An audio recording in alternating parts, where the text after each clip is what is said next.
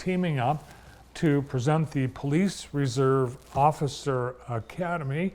From the Jackson Police Department, we have Sergeant Rick Burkhart, and from the Jackson County Sheriff's Department, Sergeant Pat Collins.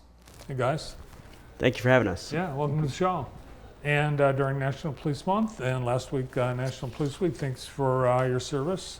Great to have you taking care of our community and keeping us safe. You're welcome. Appreciate that. Do you guys did they drop off donuts and stuff? Our break room was full of treats all week long. Tons of cookies. Lots of snacks. Well, I think the whole community is very grateful to the service that you provide year round. Now, you guys are teaming up to offer Police Reserve Officer Academy. Have you guys worked together on the Reserve Academy before? Yes.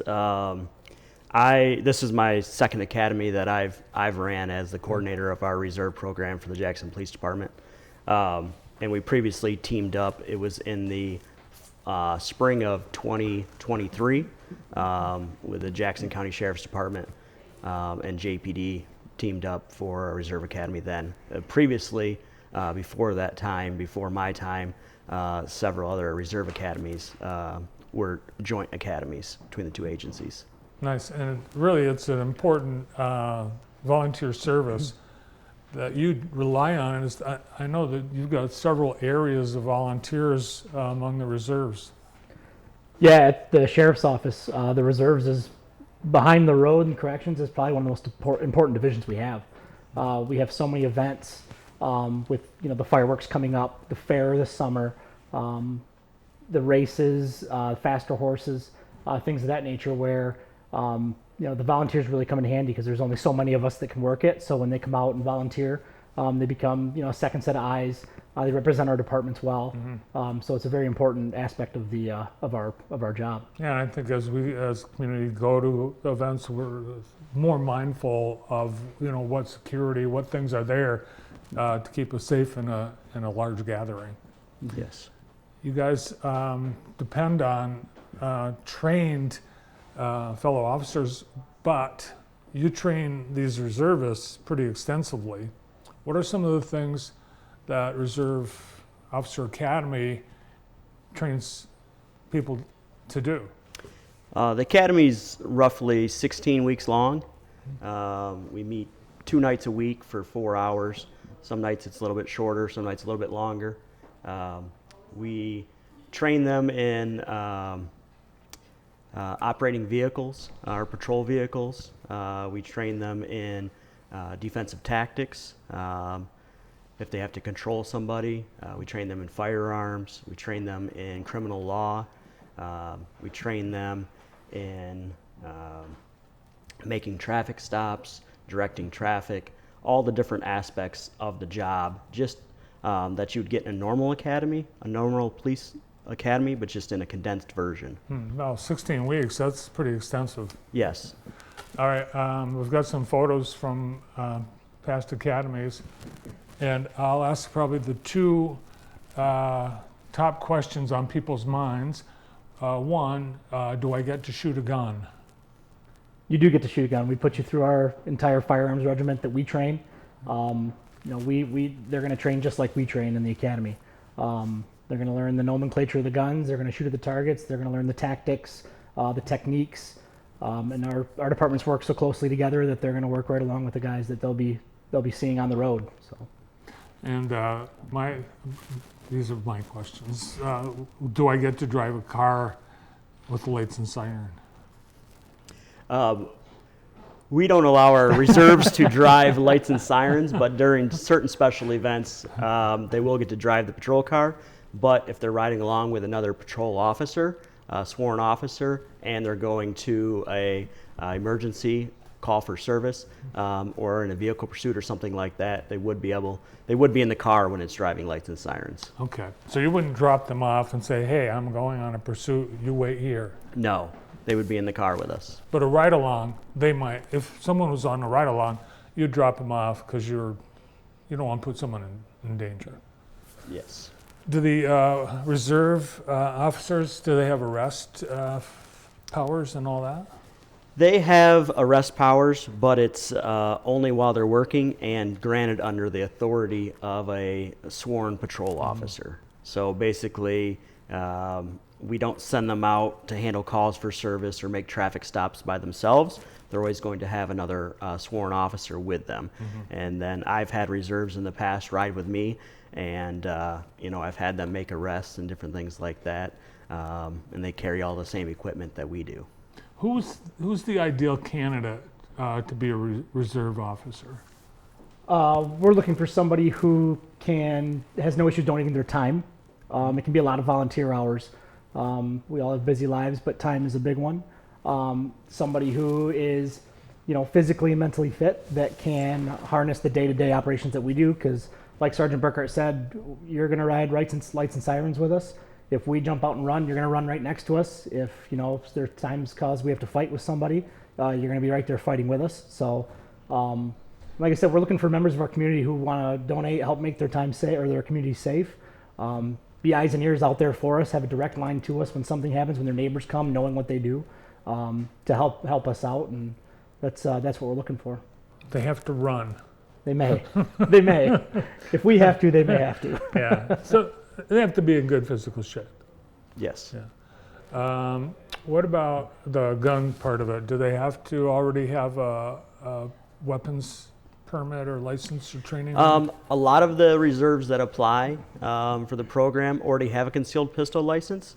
But as part of the Reserve Academy, if someone does not have that, they'll go through the training for that, and then they will have at the end of the concealed pistol license. And then obviously the firearms training, like Sergeant Collins explained earlier, is quite a bit more extensive than your normal concealed pistol license qualification course.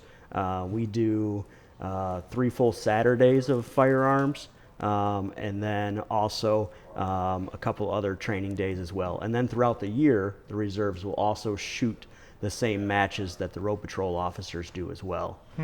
So there's continuous firearms training. And your reserve officers or deputies, they look like you. They are in uniform, full uniform, a couple differences, but they're going to look like you. Do people decide when they go that they choose one department over the other that they're going to train and then volunteer for? Yep, so you'll fill out an application, which can be found on our Facebook and both our department websites. You can, at that point, submit your application to the Sheriff's Department or to the City Police, whichever you prefer to work for. And then you just decide from there. While in the academy, we'll go through the policies and procedures per department, because they're a little bit different on each side. But you can work for whichever department you'd like. Deadline's coming up pretty fast. Yes, June 7th, I believe. And you'll meet once a week for 16?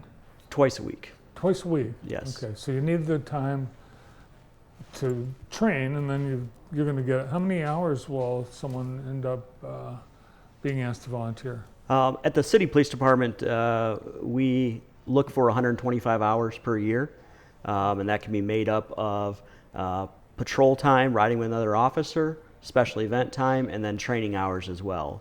So there's online trainings that we do as a police department. Our reserves do that as well. And then there's also training time for firearms and different trainings that they go through throughout the year. So total of all that, we're looking for 125 hours.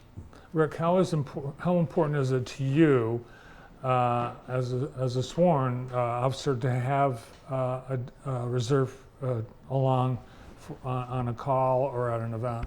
It's a great opportunity. On patrol, it kind of multiplies our force that we have, or our number of officers, because the general public doesn't necessarily know if they're a reserve officer or a sworn officer. I know both the Sheriff's Department and the City Police Department are short on sworn officers or sworn deputies, so it just adds an extra body in the car, an extra set of eyes, extra set of hands. During special events, it's, again, a force multiplier. So if we have 6 officers and a sergeant signed up for the fireworks, we have 7 reserves coming in. So it doubles the amount of law enforcement that's on scene for these big, large gatherings. It's got to make you feel safer too, Pat. It does. It's immediate backup. I don't have to wait the time difference from me getting on my radio, calling for another unit, drive time, run time, whatever it may be. It's somebody right there next to me. if something happens, they are right there to help me and right there to, get on the radio for me if need be. And again, it's a huge asset. Do you have people that are in this that you look at and talk to and say, maybe this isn't really a good fit for you? Thanks for coming. Yes, there's definitely a process to get somebody from the application point until they actually make it to the academy.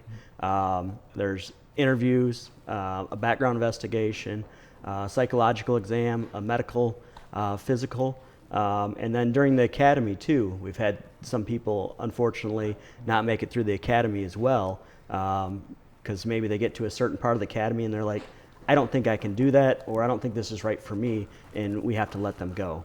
Yeah, I can see that. I mean, there's a lot, you've got a lot you're going to cover in 16 weeks. Mm-hmm. And then they have to graduate this academy too, like you guys did yours. Correct. So we have a need for, how many people can you take?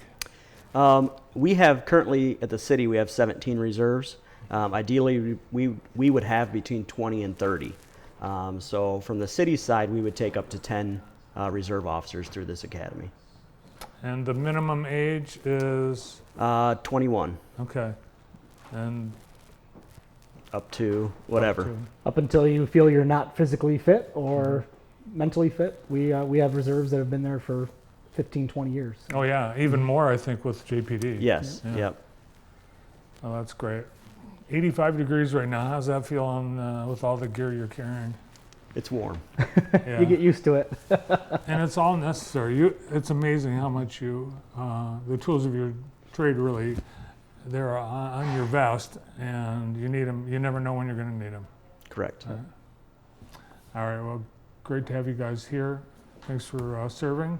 And again, if you want to be in the Reserve Officer Police Academy, Police Reserve Officer Academy for Sheriff's Department or the JPD, contact Rick or Pat at their respective departments.